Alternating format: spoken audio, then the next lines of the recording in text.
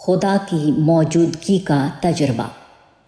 Apollo 15 میں امریکہ کے جو 3 خلاباز چاند پر گئے تھے ان میں سے ایک کرنل جیمز ارون تھے۔ انہوں نے ایک انٹرویو میں کہا کہ اگست 1972 کا وہ لمحہ میرے لیے بڑا عجیب تھا جب میں نے چاند کی سطح پر قدم رکھا۔ میں نے وہاں خدا کی موجودگی کو محسوس کیا۔ انہوں نے کہا کہ میری روح پر اس وقت وجدانی کیفیت طاری تھی اور مجھے ایسا محسوس ہوا جیسے خدا بہت قریب ہو۔ خدا کی عظمت مجھے اپنی آنکھوں سے نظر آ رہی تھی۔ چاند کا سفر میرے لیے صرف ایک سائنسی سفر نہیں تھا بلکہ اس سے مجھے روحانی زندگی نصیب ہوئی۔ ٹریبیون، 27 اکتوبر 1972۔ کرنل جیمز ارون کا یہ تجربہ کوئی انوکھا تجربہ نہیں۔ حقیقت یہ ہے کہ خدا نے جو کچھ پیدا کیا ہے وہ اتنا حیرت ناک ہے کہ اس کو دیکھ کر آدمی خالق کی صنائیوں میں ڈوب جائے۔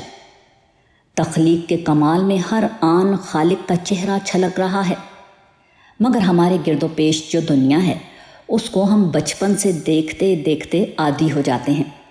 اس سے ہم اتنا مانوس ہو جاتے ہیں کہ اس کے انوکھے پن کا ہم کو احساس نہیں ہوتا۔ ہوا، پانی، درخت اور چڑیا، غرض جو کچھ بھی ہماری دنیا میں ہے سب کا سب حد درجہ عجیب ہے۔ ہر چیز اپنے خالق کا آئینہ ہے، مگر عادی ہونے کی وجہ سے ہم اس کے عجوبہ پن کو محسوس نہیں کر پاتے۔ مگر ایک شخص جب اچانک چاند کے اوپر اترا اور پہلی بار وہاں کے تخلیقی منظر کو دیکھا تو وہ اس کے خالق کو محسوس کیے بغیر نہ رہ سکا۔ اس نے تخلیق کے کارنامے میں اس کے خالق کو موجود پایا۔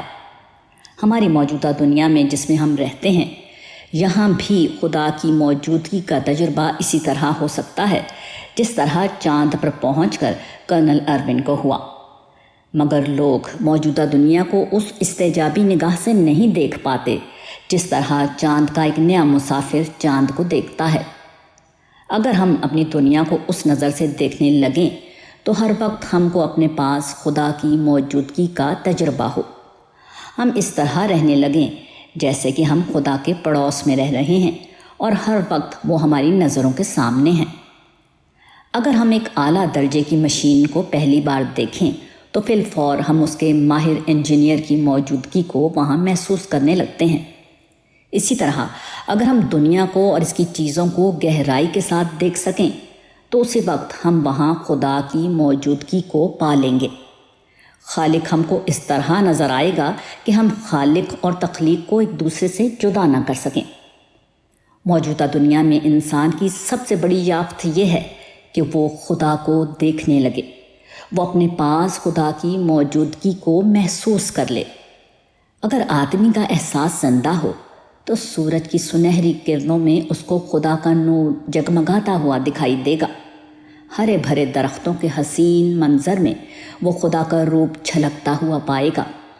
ہواؤں کے لطیف جھونکے میں اس کو لمس ربانی کا تجربہ ہوگا۔ اپنی ہتھیلی اور اپنی پیشانی کو زمین پر رکھتے ہوئے اس کو ایسا محسوس ہوگا گویا اس نے اپنا وجود اپنے رب کے قدموں میں ڈال دیا ہے۔ خدا ہر جگہ موجود ہے بشرط یہ کہ دیکھنے والی نگاہ آدمی کو حاصل ہو جائے۔